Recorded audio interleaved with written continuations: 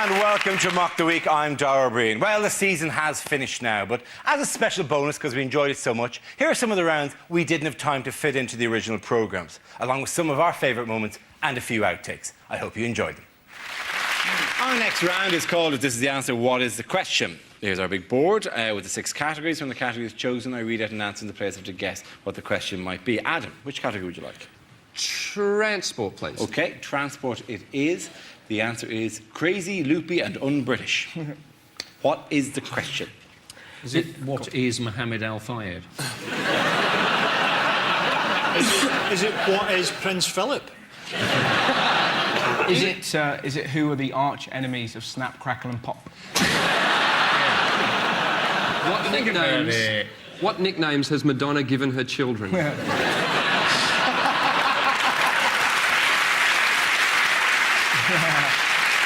Is it, if you read the Daily Mail, what is everything? What do you call slapping a bulldog? I actually know the answer to this one. I think it's what people were saying about the lady who was wearing the crucifix for British Airways, Peter Hain, people like that. That's absolutely right. Well done, Andy Parsons. There you are. What development in airport safety was recently suggested? Further development in airport safety? Tagging, isn't it? Yeah. Yes, yeah. What kind of tagging? The electric tagging. Electric tagging or electronic tagging? With a prod. Get into the departure area. They're just going to employ Jedis, just... No, electronic tagging, yes, yeah. As you check in, they would give you an electronic Let tag. me get this straight. You're not allowed to have your mobile phone on, but they're going to put on some crazy futuristic tracking system. Why don't they just jump straight forward to exploding thought collars and have done with it? I don't know what... You know, if mobile phones are so dangerous, why don't Al-Qaeda just take a mobile phone on the flight with them, turn it on and play Snake, and we're all fucked, aren't we? Ridiculous. No, the tagging would only work within the airport itself. What's the point of it? No, it's like it's again. He's in Costa Coffee. He's in Costa Coffee. He's moving to the sock shop. It would just be to find out which duty-free was particularly popular for browsers. You know, on September 11, that day, I actually flew from Birmingham to Dublin, like 2 hours after everything that was going on. And I had that thing of, like, suddenly became a detective within the terminal, trying to look who was possibly on my flight, who might be trying to hijack it. And my sights set on 2 people in front of me that were carrying Dubai duty-free shopping bags. And I kept my eye on them for the entire flight. Because I was going, Dubai, Dubai, right, something's going on. Never once did it occur to me that if you were going to hijack a plane and fly it into a building, you probably wouldn't stop for duty-free shopping. And that was the time I die in the name of Allah. Oh, Hugo Boss! In terms of travel, by the way, on the roads, what flaw has been exposed this week in speed cameras?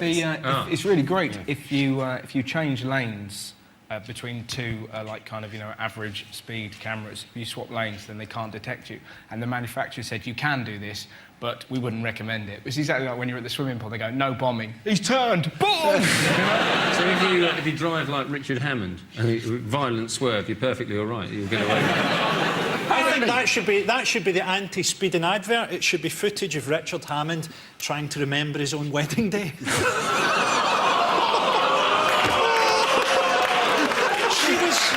She was wearing black, or was it red? Am I married?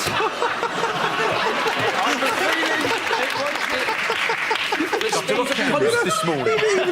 We're not even like an oblique reference to him, let alone... There's a line in the sand, right? And you can't even see the line in the sand. You're actually out of sand into tropical tundra regions. The sand is so far. Don't you think that? What is wrong with speed cameras? What's wrong with speed cameras? No. I'm taking a second just to enjoy that particular joke. Who here's had a crash? Anyone? Yeah, I've been in a crash. Yeah. Well, who's had the worst one? When I was 17, right, I crashed into a snowplow the only day it snowed that year. I had to walk up to him and, like, do my best kind of, so, how fast do you think we was going? And he was like, well, I'm in a snowplow, so I'm guessing I wasn't hurtling. It's not a story, though. Did you see the story of the bloke who set fire? Is it a bloke? You know, people destroy speed cameras because they hate them so much. Yeah. And there was a bloke who set fire to a speed camera, but he did it from the front. And And he was really surprised that it had all been filmed. But it wouldn't have got him unless he struck the match at over 30 miles an hour. One of these speed cameras actually earned 80 grand in a year. I was thinking, I would quite like that job. That is a good job. I would quite happily stand there with a flash gun in a hedge, painted fluorescent yellow, for 80 grand a year. The next round is called Between the Lines and features Hugh and Frankie. Would you both please make your way over to our press pit? In this round, one of them takes on the role of a person in the news addressing the media, while the other translates what they really mean. As he prepares to assume centre stage, Frankie, you are Iranian President Mahmoud Ahmadinejad. Thank you, got it right in one. And I was so happy with myself, fucked up the rest of the link. Let's do that again.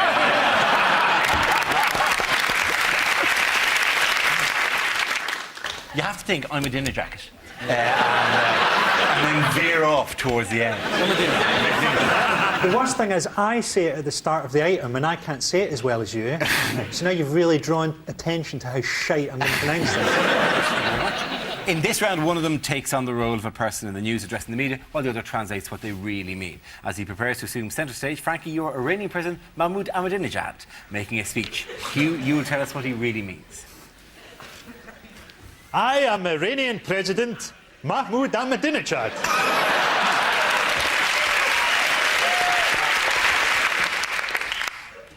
But you can call me Ted. We are developing nuclear power, but our aim is peaceful. We are developing nuclear power, but our aim is Jerusalem. We're developing nuclear power which could benefit the West. Have you considered changing your electricity supply? Iran has been accused of sponsoring terrorism. We do. 50p a mile. The American president is the son of a swine. I hope that one day his body is identified by the teeth marks on my penis.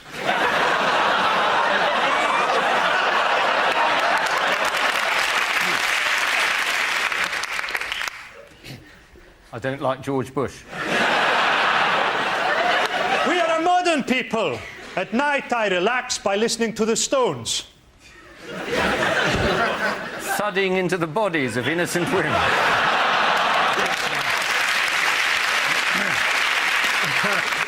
I am opposed to nuclear weapons and would like to see reducing numbers. 5, 4, 3, 2, 1. Very good, well done. Mark Oaten and his wife were back in the news. What excuse did his wife give for his much publicised visits to rent boys? Oh, this was great. She blamed Charles Kennedy. Charles Kennedy was the reason. They must have got really pissed that night. I mean, I've been drunk enough to have a kebab, but never been so drunk that I've turned gay. Did you go to a club last night, Mark? Oh, worse than that. I suddenly became gay. Do you know the crime in Middle England that Mark Oaten committed wasn't actually going with rent boys, it was simply renting. If you're going to go, if you're going to go with a boy, just why not own your own? Yeah, it's dead renting, money. you're just throwing it away. You throw money away. What was Oaten's excuse, by the way? Was it that he liked shagging red boys and he had some spare cash? Wasn't that? Oaten's excuse, wasn't it, was that he'd gone prematurely bald. Wasn't that particularly it? It is strange. I presume it affects people in different ways. I have to say that hasn't been the way it's affected me. I'm not sure, Andy, if you've got a guy under there, oh, how are you? Good to see you. At every moment he's ready there waiting to service me because the baldness has just driven my self-esteem up the wall. I like the fact that you brought up your own premature baldness, though. That's very nice. No, I don't want you to Very think... self-effacing. Well, no, it's not that self-effacing. I just don't want people to think that I'm naturally bald for my age, which would make me then 57. I'd like them to think it is premature. I've known Darren quite a number of years now. Whenever I look at his career and compare it to mine and it depresses me, I always just think, I'm the same age as him. Then I look at his balding head and I run my fingers through my luscious hair and I go, let him have his own show. I don't care. I've got my own hair. Think of that as you're watching it next week from your sofa.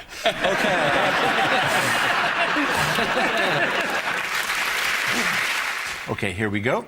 Let's have a topic. And the first topic is telecoms.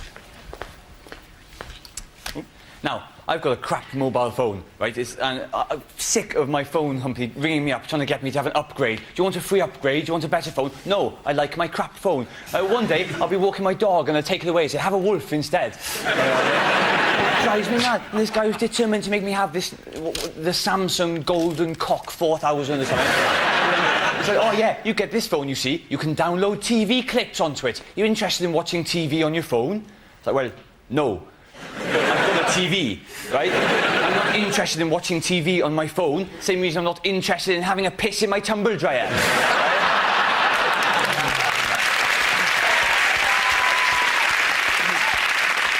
Let's have another topic. The subject is bird flu. Who wants to come in on that? Ian. Yeah, we do have a bird flu helpline. We do give us advice on what to do in the unlikely event that we encounter a dead bird. And I thought, well, what are people doing at the moment? Oh, look, there's a dead bird. I must rub it in my face. Hello, bird flu helpline. I think I made a grave error. I was walking down the street and I encountered a dead bird. I rubbed it in my face, yeah. Is that wrong? Shit. If only I'd have spoken to you earlier. What, now? The kids are playing with it, yeah. Well done, Ian. Very good in stone. OK, that leaves me with Andy and Frankie. Let's have another topic. The topic is Scotland. I have this covered. Is that your image of Scotland? You know that's three English blokes at a wedding? Do you remember years ago when they were making Braveheart, everyone said, oh, it's ridiculous, Mel Gibson playing a Scottish guy. That's not going to be very convincing. And look at him now, an alcoholic racist.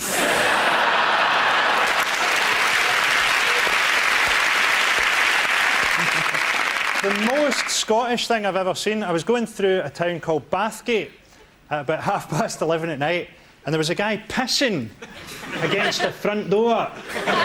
He then took out his keys and went inside. Frankie Royal is OK, let's see what's left for Andy. It's education. I am a little disappointed. I was hoping to get England as a topic. But yes, education. You may have seen that, in fact, our kids are now going to get taught atheism in the classroom. You would have thought that should be a fairly short lesson, wouldn't you? Hello, come in. There is no God. Same time next week. This next round is called Phone In. I'll play the host of a radio phone-in programme, interviewing a top guest in the week's news, played by Frankie, whilst the other performers will play different characters ringing in with searching questions. OK? Welcome back to the show. I'm delighted to welcome my special guest, John Prescott. Hello, Dara. Good to have you here, John, with us. John, Mr. Prescott, of course, you've had a busy summer. How did they find out about your affair, by the way? Well, basically, the woman I was shagging ended up being the flattest woman in Britain. So the newspapers just rang round hospitals asking for women who'd been admitted, claiming that a piano fell on them. Let's open it up to the phone lines. Hello. Line John. 1, please. What's John? his number? Hello. This is Ian from Basildon. Do you mind if I call you John? Yes, I do. Would you be able to explain to me, because I've never really understood, the rules of croquet? Yes, well, basically, it's polo for people who are too fat to get on a horse. Thank you very much. We're going to move over to line 3 there. Oh, I'm line 3, am I? Hello, Mr. Prescott. Collie. Mr. Prescott, good to talk to you again. Now, when Tony Blair retires, he's going to be lecturing the world, making a fortune. When Gordon Brown stops being Chancellor, he'll get directorships in the city. What are you going to do when you give up politics? Well, I resent your tone, to be quite honest. I mean, I'm a man of many achievements. For example, I'm a 25-stone man who's managed to shag a woman on a desk and not break it.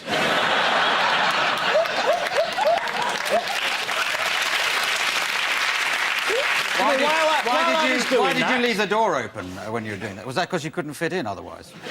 No, it's because there was a mirror just behind the door, and as I was doing it, I caught sight of myself in the mirror and I winked. So what are you going to do when you stop being in politics? I think at 67, I'm probably going to die. Diane, on that note, let's go to line 4 here. Yes, hello. Is that Telewest customer support? What unusual cure for alcohol addiction has been uncovered this week? I know it's LSD is now a cure for alcoholism, which is going to change the world. I mean, it's going to change tramps. Can you spare any change? I've got a unicorn to feed. White alcoholics don't talk enough pish already. I'll tell you why your mother left me. Because she was seeing a merman. But LSD was invented by Albert Hofmann, wasn't it? He's the godfather of LSD. Have you heard about him? Yeah. The man who invented the word psychedelic. Yeah, but it was great because during World War II, he self-medicated on acid, went for a bike ride and wrote a diary about it. How fantastic is that? Day 3, the bike has begun speaking to me. Tomorrow, I will make it a bacon sandwich. My accent is still unknown. You know this stuff about Channel 5 putting women off giving birth, having children. It's not actually. Are you all right? Hospitals. For a man who's been there a couple of times, you're not across the terminology very much here. No. But it's hospitals that have put you off. I had to go last year. I had to go for a colonoscopy. As you did. I did. I had to go for a colonoscopy. And it's a very humiliating thing having a colonoscopy. And I was lying on the trolley with the doctor and the nurse. It was just us in a sort of small operating theatre, and the nurse had a tube like this with a camera on the end of it. I was sedated, just about to go under, and just as she over the top, I was about to go under, and just as she was about to put the tube where the sun don't shine, she turned to me and she said, "I'm a very good friend of your next-door neighbour." Do you think that next-door neighbour was maybe a euphemism she has for the anus? Is this suit just a touch too green? By the way, yeah. Because it's not a card I've ever really wanted to play over here, you know, the whole Irish thing. It's a bit...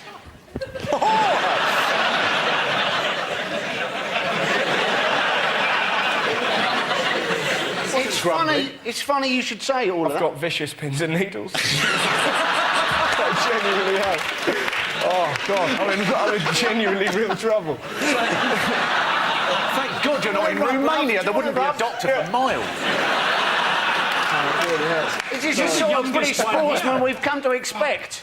Really helped me leg. So, Russell... You're the youngest, Russell. You're like 10, 15 years fitter than any of us here. Yeah. And you're the one whose legs have both fallen asleep from sitting in a chair.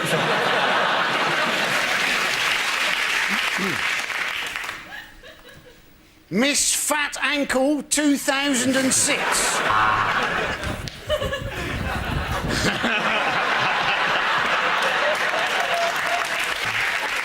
Do you know the thing on Dara's neck? Can you see it there? You mean this? There. Yeah.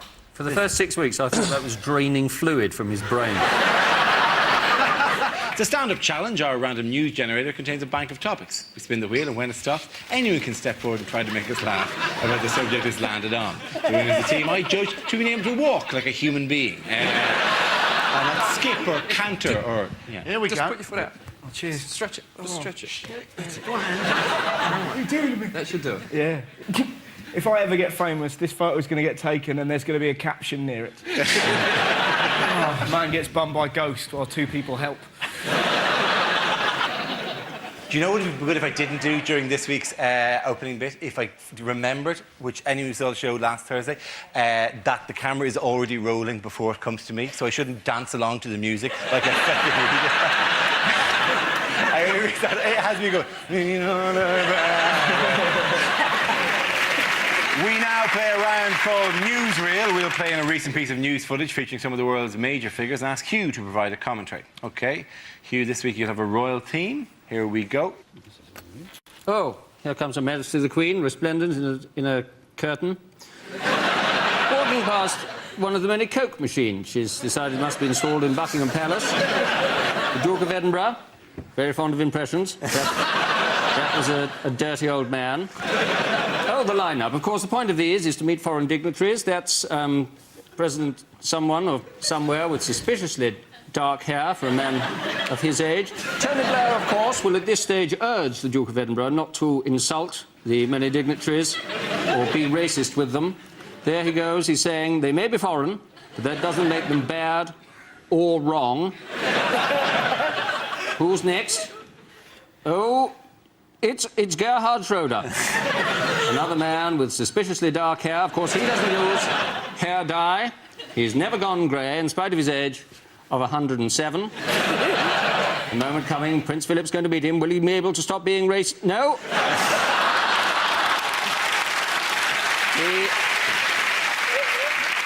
And now, here are the reservoir presidents.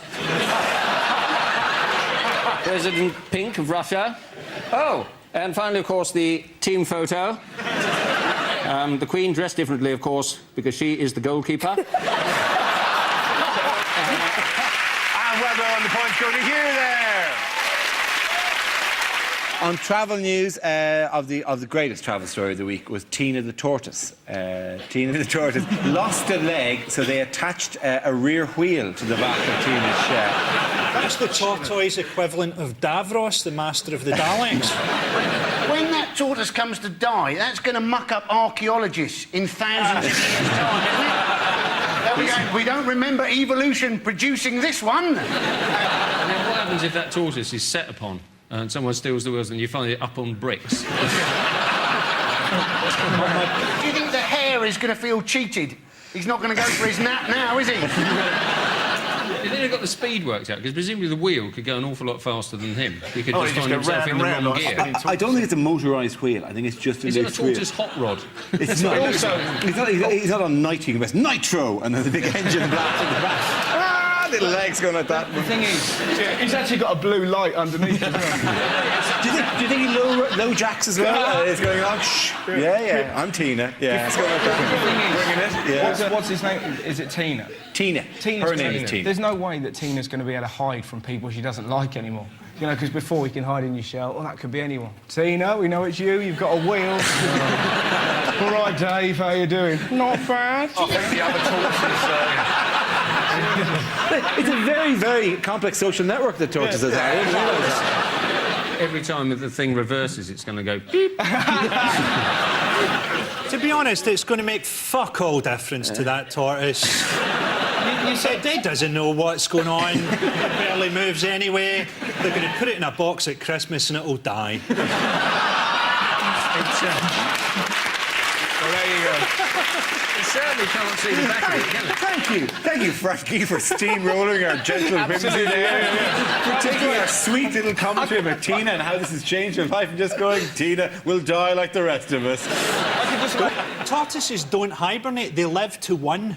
Basically, is what I've discovered. Really? Well, just going by Blue Peter. No, they don't. I remember reading a story. They live for years. Not the ones that Frankie has. Christmas time again. Daddy, I loved him. You've got to get used to the concept of death. Uncle Frankie, can you get me a frisbee? In a minute. But does this mean, though, if one of the parents accidentally Tina dies, right? Do they have to go to a pet shop, buy a similar-looking tortoise, get rid of the leg, stick another wheel on the corner? Just that they're not supposed to be put in a cardboard box full of hay. Maybe their natural environment is different than a cardboard box, because they generally die. You keep trying to teach us that tortoises die, and we refuse to believe you. We think they go on forever, Frankie. You're going to bring one in next season and go, look at it, it's not moving anywhere. Let's get a show pet next season, right? Yeah. I guarantee you it'll die in the middle of episode 1.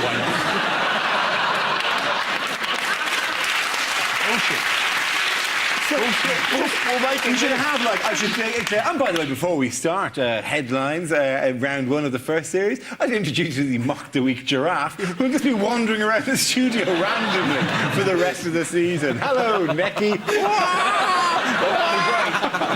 And then you'll just see him behind there, just slowly, and then bang! Right to the middle of scenes we'd like to see. A dead giraffe will come slumming through the screen. You laugh, but that would be a better show. Absolutely. Who gives a fuck about the news, really? It'd be great to see a bonobo chimp rip through that screen during one of the stand-up bits. I'll tell you what I think about the government. Oh, hello! Tearing the contestant's limb from limb. Just Frankie's like that. No, Frankie! They've got to learn. The first subject is exam questions that were rejected. A lot of people say that the exams are too easy. Is the answer A, yes? Or B, David Beckham? With illustrations, describe the Prophet Muhammad.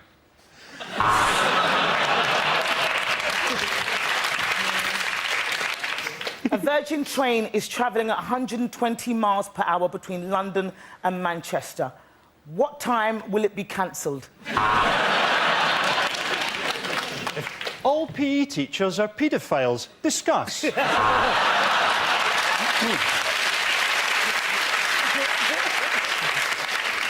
If the world is heating up at 2 degrees per decade, what is the point of anything? Spell Mississippi without looking at how we've spelt it in the question.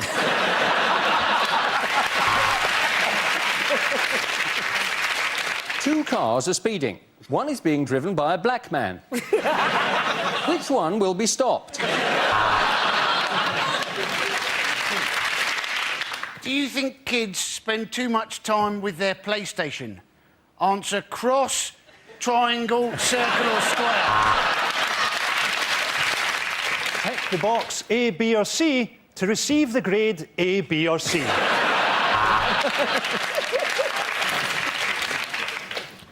Sex education practical. Report to me in the stationery cupboard. If I add 1/8 to 1/16, how stoned will I be?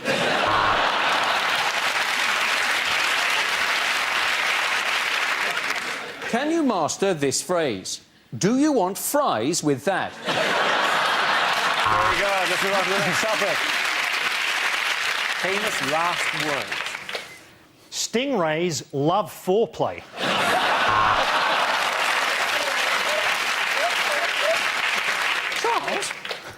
Charles, what are you doing with that pillow?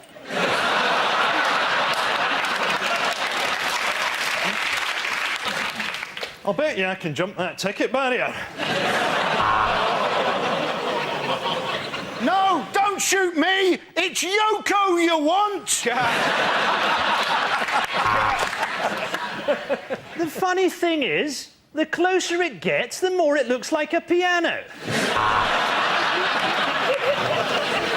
Oi, Zidane! Your mum's a slag!